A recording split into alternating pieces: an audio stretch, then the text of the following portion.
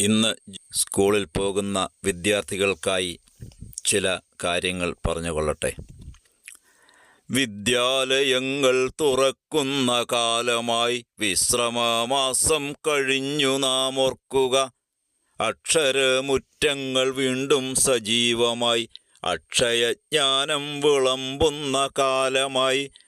നേരത്തു തന്നെ ഉണർന്നു നിൻ വൃത്തികൾ, നേരായ മട്ടിൽ നീ ചെയ്തു തീർത്തിയിടുക. കാണുന്നതിനൊക്കെ കാരണഭൂതനാം കാരുണ്യമൂർത്തിയെയുള്ളാൽ സ്മരിക്കുക.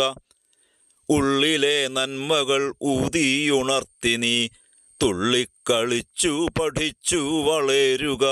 പുസ്തകത്തെ ആത്മമിത്രമായി കാണുക, വാസ്തവം മാത്രം പഠിച്ചു വളരുക. ഗുരുവിനെ വന്ദിച്ചു ലോകരെ മാനിച്ച് കരുതലോടെ ആദ്യ പാഠം പഠിക്കുക. അച്ഛനും അമ്മയും ചൂണ്ടും വഴികളിൽ പിച്ചകപ്പാദമുറപ്പിച്ചു പോവുക. മഴ മൂടി മാനമിരുണ്ടു തുടങ്ങുമ്പോൾ വഴിമറന്നലയാതെ വീട്ടിലെത്തിയിടുക. ആശങ്ക പെയ്യുന്നൊരമ്മതൻ നെഞ്ചിലെ ആശതൻ നെയ്ത്തിരി നീയാണതോർക്കുക. പാതയിൽ കാണുന്ന പച്ചച്ചിരി കണ്ട് ചതിയുടെ ഗർത്തത്തിൽ വീഴാതെ പോവുക. മഴയത്തു കരകവിഞ്ഞൊഴുകും ജലാശയ കുഴികളിൽ കാൽ തെറ്റി വീഴാതെ നോക്കുക. വേട്ടക്കെണിയിൽ കുരുങ്ങാതെ നോക്കണം, വീട്ടിൽ വിളക്കായി തെളിഞ്ഞു നിന്നിടണം.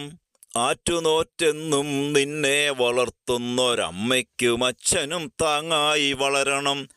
തിരികെ നീയെത്തുവാനിത്തിരി വൈകിയാൽ തിരതല്ലി അലറുന്ന കടലാകുമമ്മ. താമരപ്പൂമുഖം വാടിത്തുടങ്ങിയാൽ തോരാത്ത മാരിയായി പെയ്യുമച്ഛൻ.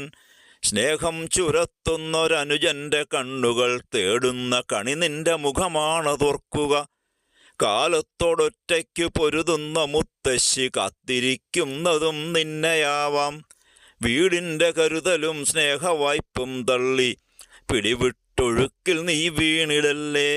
കൂട്ടുകാർ കാട്ടുന്ന മായിക ജാലങ്ങൾ ഒട്ടുനേരം കൊണ്ടു തീരുമെന്നോർക്കുക. എത്രയോ ദൂരങ്ങൾ താണ്ടി നീ പോകണം, അത്ര വിശാലം ഈ കാലവും ലോകവും. മറ്റൊന്നുകൂടി ഞാൻ പറയട്ടെ കുഞ്ഞേ, ഒറ്റയ്ക്കു മതിമറന്നെങ്ങും നടക്കല്ലേ. ഒരു കണ്ണുകൊണ്ടു നീ ലോകം അളക്കുക, മറുകണ്ണുകൊണ്ടു നീ നിന്മേനി കാത്തിയിടുക. ഒരു കണ്ണുകൊണ്ടു നീ ലോകമളക്കുക, മറുകണ്ണുകൊണ്ടു നീ നിന്മേനി കാത്തിയിടുക.